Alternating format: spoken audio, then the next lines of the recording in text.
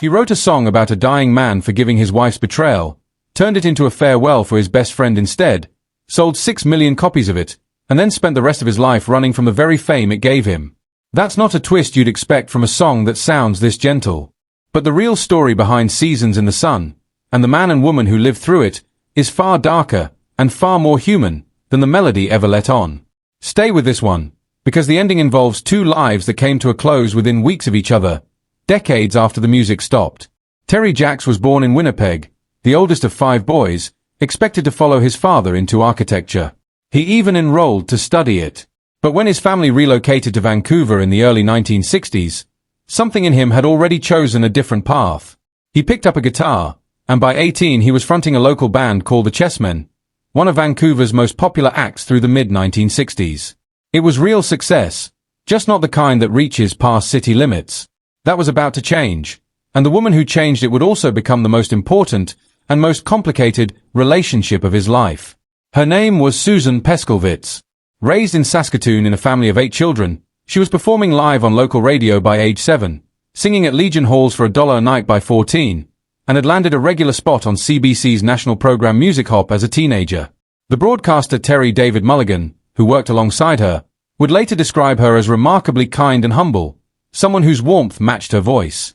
In 1966, when Susan needed a rhythm guitarist and every option fell through, someone suggested Terry Jacques. He said yes.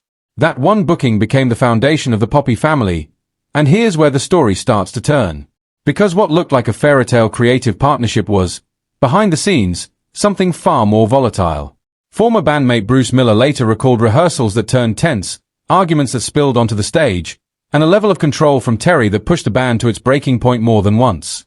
And that tension didn't fade with success. If anything, it's what made the success possible in the first place. And that's the part almost nobody talks about. In 1969, the Poppy family recorded Which Way You Goin' Billy in a small Vancouver studio for a few $100s. Every label in Los Angeles rejected it. They released it at home anyway. It went on to sell more than 2.5 million copies, hit number 2 on the Billboard Hot 100, and made the Poppy family the first act from Vancouver to sell 1 million records. It should have been a triumphant beginning. Instead, it was the moment the cracks became impossible to ignore. Here's why.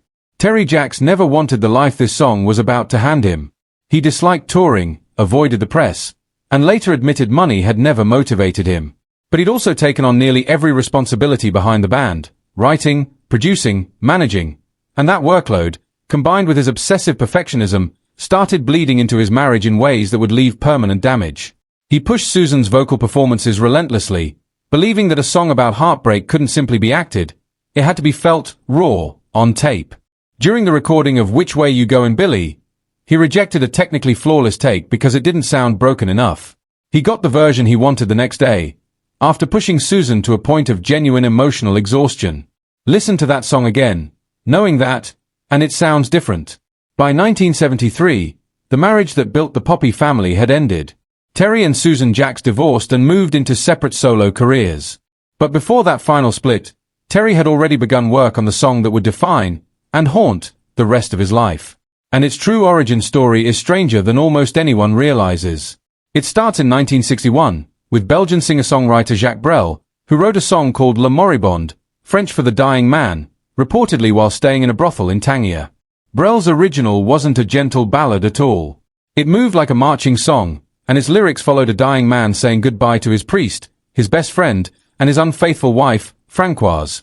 A wife he forgave even after learning she'd betrayed him with that same best friend. In 1964, American poet Rod McQuan translated Brel's lyrics into English, and the Kingston Trio recorded the first English version. That recording is what caught Terry Jacques' ear, even though, by his own admission, he was never fully satisfied with McQuan's translation. Years later, Terry Jacques would sit down to dinner with Jacques Brel himself in Brussels, after his own version had become a worldwide phenomenon, and hear directly from Brel the real story behind the song, infidelity, betrayal, and forgiveness. But Terry had already thrown that story out entirely, and the reason why is the emotional core of everything that followed. One of Terry's closest friends had died of leukemia, and that loss became the seed of what would become Seasons in the Sun. Then life handed him a second, almost cruel confirmation of the theme. He was playing golf with a friend named Roger when Roger casually told him he didn't have long to live. Terry didn't believe it, until the diagnosis came back as acute leukemia, in an era with almost no options to fight it. For months later, Roger was gone. What had started as a European art song about a betrayed husband became, in Terry Jacques' hands, something completely different. A farewell to a friend, a father, a loved one, grief with the anger stripped out, and only love left standing. Even after finishing the recording, Terry doubted it enough to offer it to other artists first, Larry Evoe of Edward Bear, and Canadian legend Gordon Lightfoot. Both turned it down.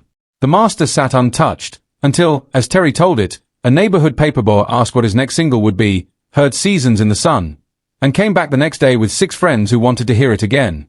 That was the moment that convinced him to release it himself, on his own independent label, in 1973. What happened next is almost hard to believe.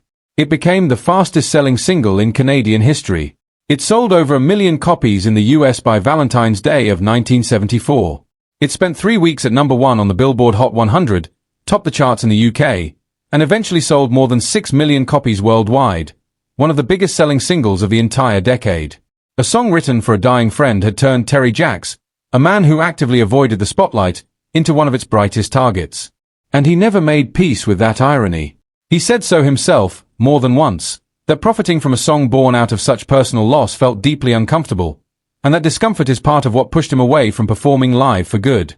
By the mid-1970s, at the very height of his commercial success, Terry Jacques began walking away from the music industry almost entirely. But he didn't disappear.